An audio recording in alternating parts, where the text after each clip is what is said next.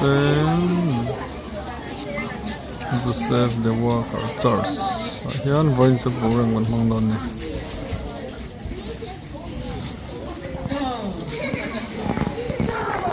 Wal TV day pualin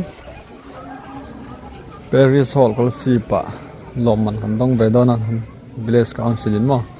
Kaya kalme ka mun ka tling tre pa hiyan mun man nuam khop mai biagin pon nei moi khom mai mo. So song tiếng lại thế sao? Mỗi comment đầu tranh súp tổ hay motor te, tầm tổ khóc mấy gật lại khóc mấy à, nhưng mà tôi vui lắm mà. Anh muốn mà về thì anh warm khóc mấy hay. Việc in pon này nà lẽ, môi khóc mấy. Ban này nuông sim sim này mà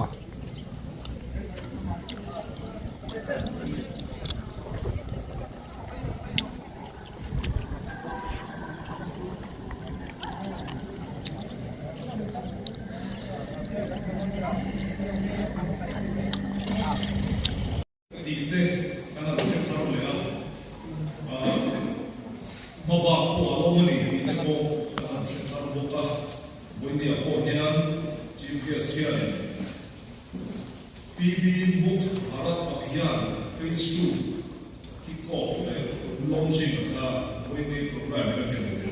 Along the way, TB hey, medical doctor atau di kuya program pakharin India rawatehan alat moren dewa population congested tele ketia hari sensi slum area te ruang Here, according to all week, the green, the Shia, the India, here, some country, Europe, from the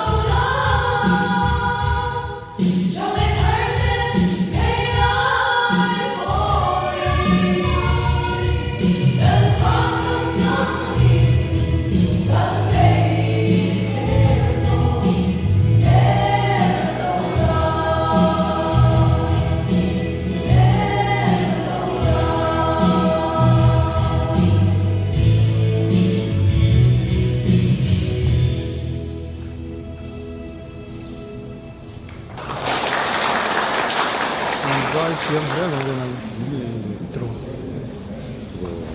zai thiam da un Game